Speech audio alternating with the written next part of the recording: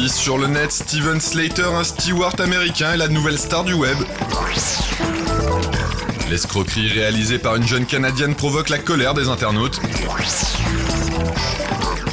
Et un artiste réalise ses tableaux à la bombe en moins d'1 minute.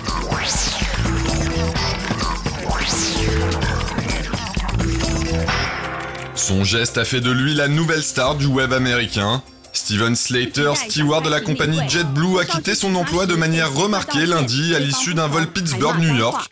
Comme l'explique cette reconstitution réalisée par un site hongkongais, l'homme de 39 ans, excédé par une passagère, se sert une bière avant de déclencher les toboggans de secours pour quitter l'appareil et rentrer chez lui. Interpellé peu de temps après, il a été inculpé de mise en danger de la vie d'autrui et risque 7 ans de prison. Mais de nombreux internautes le considèrent comme un héros. Sa page Facebook compte ainsi près de 200 000 admirateurs qui disent comprendre son coup de sang. Steven Slater est en effet devenu le symbole des travailleurs blasés. Cet internaute a ainsi composé une chanson en son honneur. Son message « Trop c'est trop, il ne faut plus se laisser faire ». Et signe qu'une star est née, des produits dérivés ont rapidement fait leur apparition. T-shirts, marque-pages ou encore étiquettes pour bagages sont ainsi disponibles à la vente en ligne.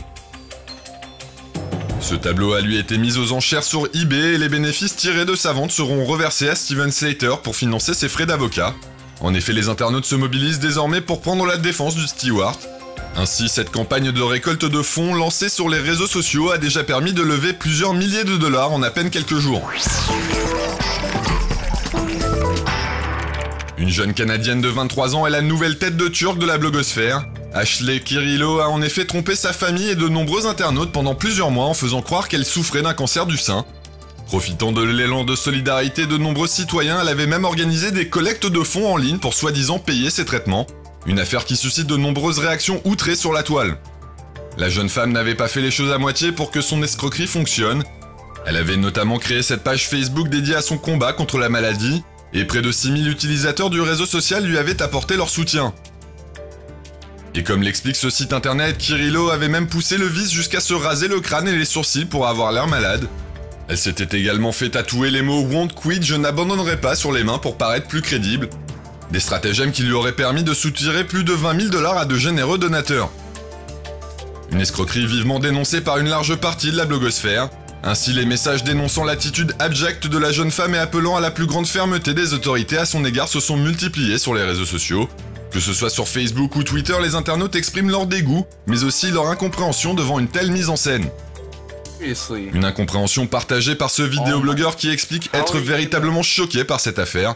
En effet, selon lui, cette escroquerie est d'autant plus machiavélique que Kirillo a volé de l'argent qui aurait pu servir à des personnes véritablement atteintes du cancer. Une attitude impardonnable qui mérite pour ce blogueur d'être sévèrement puni.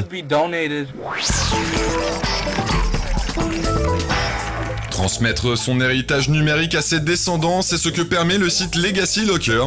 Alors que les journaux intimes s'écrivent désormais sur des blogs et que les photos personnelles sont stockées sur des sites de partage et non plus dans des albums, ce service propose aux internautes de conserver ces contenus numériques ainsi que les mots de passe permettant d'accéder aux comptes sur internet dans un coffre-fort virtuel qui sera transmis aux proches après un décès.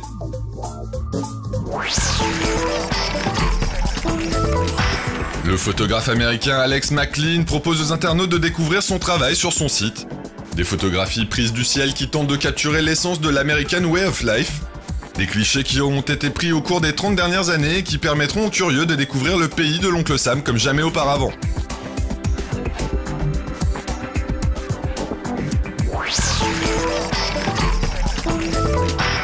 Peindre une toile en utilisant des bombes de peinture, le tout en moins d'1 minute, c'est possible. C'est en tout cas ce que démontre cet artiste dans cette vidéo étonnante. Et le résultat final est plutôt impressionnant. Des images qui raviront les amateurs de graffiti et les adeptes de la technique du speed painting.